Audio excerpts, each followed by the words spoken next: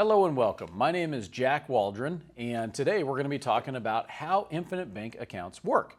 I've been in the financial world for 21 years. I help people with retirement planning, savings, insurance, all this fun stuff. But one of the things that we identified is a lot of people really need help when it comes to their cash. There's a lot of people that work hard for money, but they don't have their money working very hard for them. When you look at how our current banking system works today, we don't make a whole lot on our savings, yet when we go to borrow money, we certainly pay a lot more interest than what we're earning. And if you understand the history of how our banking system works, what you learn is, unfortunately, it's not really set up in our favor, right? Our banking system is actually built on something called fractional reserve, which means that when we take money that we work really hard for, we deposit it in the bank because that's what we think we're supposed to do. Banks actually take that money, they multiply it times 10, and then they loan out and charge interest based on 10 times the money that we have deposited, right? That's a system that allows more money to go into the economy. It helps people start businesses, buy homes, and do all these awesome things with much more money that's been deposited.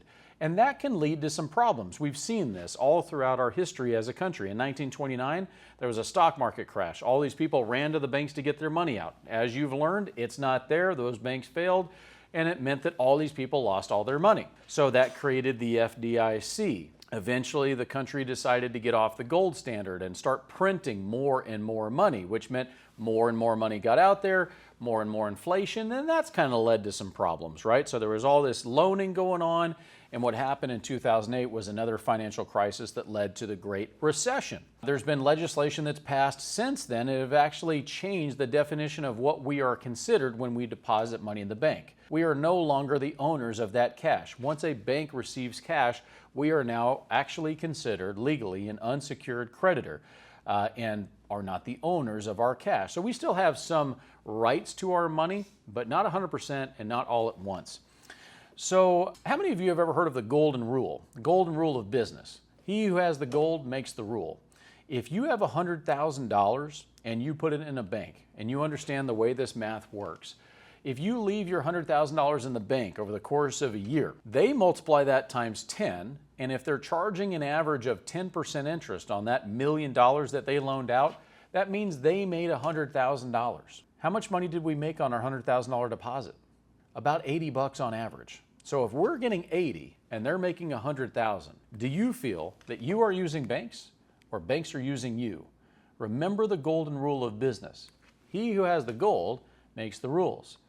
Well, what if you didn't have to follow that system? What if there was a way for you to create your own bank? So I told you this class is called How Infinite Bank Accounts Work. Maybe you've heard of infinite banking, maybe you've heard of it called something else, but ultimately there are a lot of people out there that have learned how to take back control over their cash, how to get better benefits. These are the top reasons why people utilize infinite banking or creating their own bank. Number one, their money is fully insured. Just like there's insurance for cars and homes and boats and buildings, there's also insurance for cash. And so those same giant financial institutions that insure all these other assets can also insure our cash, and they have minimum reserves of at least 106%. So no matter what the asset is, whether it's a house or in this situation cash, whoever insures that money has to have the reserves to back it up. Otherwise, they can't be in business. So this is the safest place in the world. And so what we do as independent brokers is we pair our clients with the highest rated, oldest mutual insurance companies that give our clients the best security for their deposits. Number two, the similarities at this point drastically differ than what we get from our savings accounts. Right? A lot of people save money over the years, but their money is gathering dust, like we were talking about. That's a problem. This is a strategy that I've been utilizing for myself and for now hundreds of clients, going into thousands of clients actually, over the last 17 or 18 years. And our average return is somewhere around 7 to 8% over that time. This is how we show people not just how to create tens of thousands, but hundreds of thousands, if not millions of dollars that should exist in your life in the future, but usually doesn't because we don't know how to get better benefit and better returns for our savings.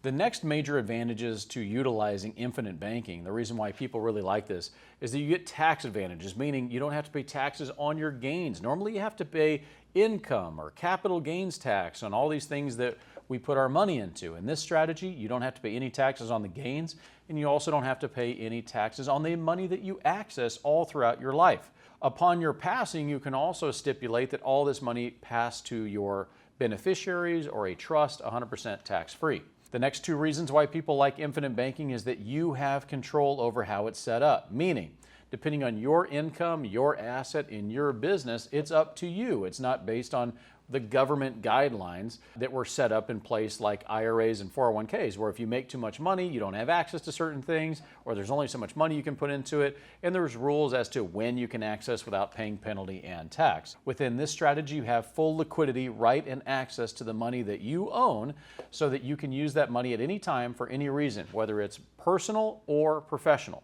The last thing, and the number one reason why a lot of really savvy investors utilize this infinite banking strategy, is leverage. It's great to be able to have a savings account slash retirement wealth building strategy that you can grow your money in. But it's really awesome if you can leverage, borrow against that, and actually be able to use that money for other things that you might want to invest your money in, like real estate investments, business, or something else, right? And what that does, it allows you to make your money grow for you in multiple places at the same time. So that leverage component is something we're going to talk a little bit more about as we go through the class. When people start to learn about this, like I said, you may have heard about this. This is something that I've been doing for a long time, but recently more and more people are talking about it. You see it in social media, and just like there's more information, there's also just as much confusion and there's doubt, right? And this leads to a couple major questions. The most common questions that I typically are asked is how? Like, how in the world is this possible? And it starts to sound too good to be true. And we've been told our whole lives, if something sounds too good to be true, it probably is, all right? What I'm gonna share with you now is the really important principle, what I call the golden ticket principle. You remember when you saw this movie, which is that, Charlie had to have this golden ticket to gain entry into Willy Wonka's chocolate factory.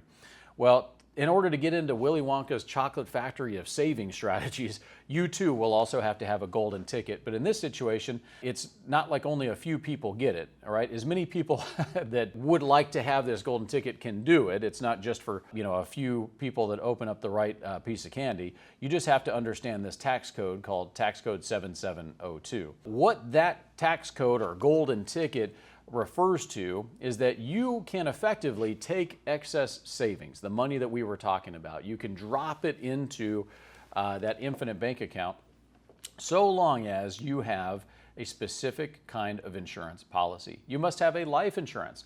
What that does is it protects the company. So the company, the insurance company that's holding on to all this money, can then loan that money back out to you. And if you never pay that loan back, and then upon your passing, they can recoup that.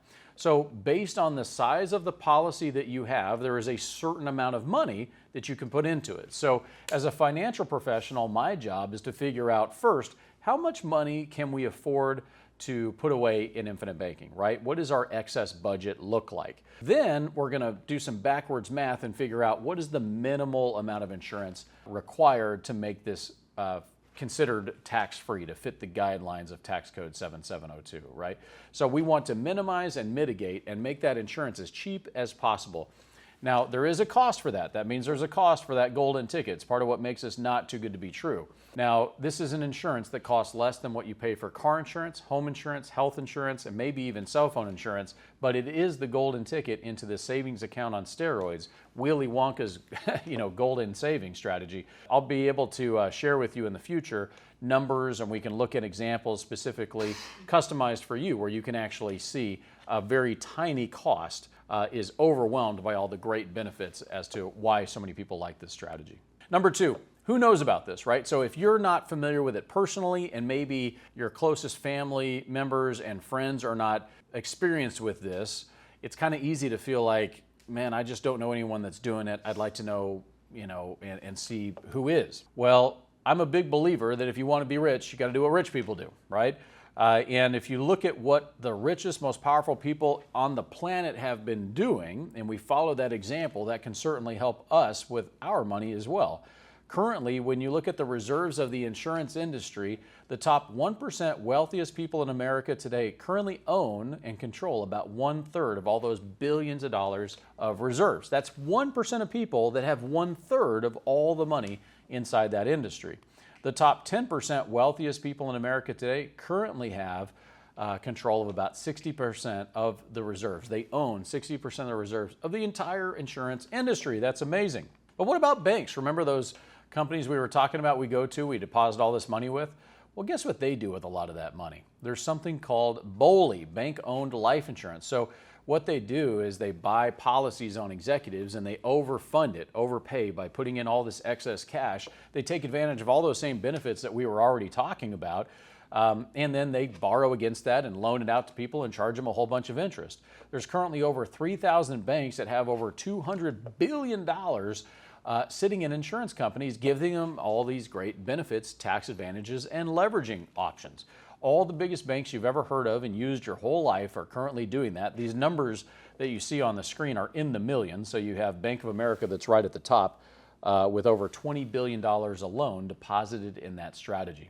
So the question is, do you have to be a millionaire, multimillionaire, own a giant company, or a bank in which to do this? Absolutely not. These principles and strategies work with anybody, regardless of income or asset level.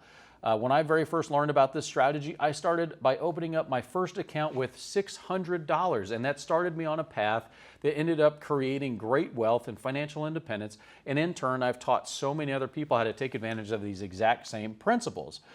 You just have to boil it down to the basics. What we're doing is depositing funds. These are excess funds that we would not use for our regular bills. It's okay to go to the regular bank, process our payments, and cover all of our essential expenses. But for that excess money, the extra money that we're putting away that we want to grow, accumulate for wealth, but also maybe be able to leverage, that's what this is for. We want to get that golden ticket out of the way so the large majority of our excess can go into our own private piggy bank, right? Our infinite bank account. Now, to give you an example of what this might look like in practicality, let's just say you had $100,000 sitting in your own private bank. Now, whether that took you 10 years to build or whether it took you 10 days, it really doesn't matter. Once that money's in there, let's just say that you wanted to use that money. What we teach people to do is not withdraw that money. Usually we think about using our money, we withdraw it, meaning we've withdrawn the opportunity for that to grow and make money for us. So instead, what we're doing is we're leveraging. We're going to borrow against the value of that account. And we can borrow and actually get some pretty good terms. On average, I've usually paid about 4 to 5% by borrowing against my own account. And then I choose the terms in which, how and when I pay that loan back. But at the same time, my money, that original $100,000, is still earning an average return of somewhere around 7, 8, or 9% interest. So in this scenario, the person that borrowed out, right, is still earning interest on their $100,000, right? And they're accumulating interest at about 5%. They can choose to pay back however and whenever they want to. Let's just say that somebody was to borrow $100,000 out and they wanted to use it for like a real estate investment. They wanted to flip a house and it took them 1 year to do that. So it's kind of a slower flip. Let's just say they took that $100,000 and they made a 10% ROI. So they took that $100,000, they turned it into $110,000. Well, that would be great, but you know what would be awesome is if you could turn $100,000 into $118,000. Because if you have $100,000 that's making 8% interest in an infinite bank account and you use that money to make $10,000 in a real estate transaction, you just turned $100,000 into $118,000. And you don't have to be an investment expert to understand the difference. That if you can expect to make somewhere like 8, 9, or 10% interest and all of a sudden magically turn it into 18, and you take that 18% compound effect, run it through a compound interest calculator, this is where you don't just realize and recapture tens of thousands. I'm talking hundreds of thousands, if not millions of dollars that you can put back in your pockets and have you last the rest of your life. Oh, and by the way, you don't have to pay taxes on it, right? So this is some of the secret strategies of the super rich that go back not decades, but literally generations. And I told you, I started with $600. Literally anybody can do this. You just have to know how it works. So the next example I want to show you is actually how one of my clients utilized this strategy. So one of my clients that lives over in Texas bought this house that was built in 1969. He bought this house for a purpose of buying and holding on to and keeping it as a rental property. So he was able to acquire this house just north of Dallas for a good price. This house needed some work, right? So the people who owned the house, they just wanted to get rid of it. It it needed, I don't know, something like $40,000 worth of repairs. But once it was repaired, it was in good condition to be able to rent it out. This is a 4-bedroom house. They are currently collecting about $2,200 a month in rent. So it's a pretty good deal, and they were able to acquire this house for around $200,000. When they logged into their account, anybody that has an Infinite Bank account can always see how much money's in their account, how much interest they're earning, and then they can make changes or request access to their cash, right? So when they had this account at the time that they took started this investment on that house, they could see that they had $292,000 in their account. They could see that they were making 9.75% return on their money, right? They are making returns based on the performance of the stock market. So they can make money when times are good, but they never lose money if the market turns. So they're guaranteed against loss if the market goes down, but they still get to participate in the positive upside with the market. So they were making 9.75%. Over the course of the 5 years that they had that account, so they started in 2017 and they took out that loan in 2022, over the course of that 5 years, their average return was 8.32%. If you look at just about any 5 or 10-year segment within this indexed strategy, our clients typically see market returns somewhere around that 7, 8-ish, 9-ish% return, which again, that's 7, 8, or 9% more than what we're getting from the bank. So that does make a difference over time. When they borrowed that money, they could then log in, right? That it takes about 2 to 3 business days for that money to show up in their account, but they can always log in and they can see how much money is on their loan, what the interest rate is, and those interest rates do fluctuate. The long-term average is usually around 4 to 5%. When they took this loan out back in 2022, the interest rates were a little bit lower, about 3.5. But even if it's sitting at the 5% range, just understand that's better than mortgage rates today, right? So even if it's at 5%, that's still a lot better, maybe half or a third of many other private loan options, right? So what they were able to do was utilize what's called a BRRRR method, right? So they bought that house, they refinished it, got it all fixed up, they rented it, and then they refinanced it, right? So they refurbished it, they got somebody in there renting it, and then they were able to refinance it. They collected money from the bank, they mortgaged it, and then they freed that money back up to go out there and do more investments. So the idea is they do the same thing over and over again, saving money, making that money work for them in multiple places at the same time, and end up accumulating a tremendous amount of wealth to become financially independent and financially free. So with that, if you have questions, you'd like to know more, you want to look into some more specific details, I want to encourage you to hover your phone over the screen, and you can use this QR code, which will put you on my link, my Calendly link, and then you can actually set up a time to meet with me. I have an office in Hill Country outside of Austin, but I also work with people all over the country, and we can also meet on Zoom. We can jump on a phone call or whatever works best for you. Ultimately, my passion is helping people have better education and empowerment, not just to understand what it is they have, but why they have that, right? The more you can take control back over your cash, the more you can take control over your future financial independence and freedom. And anybody that wants to take that seriously and maybe pay a lot less taxes in the process is somebody I'm happy to talk to. So if you've got an hour of your time you'd like to invest into that, I'd be happy to invest an hour of my time. So get on my calendar, let's get together, and look forward to meeting you. Have a great day.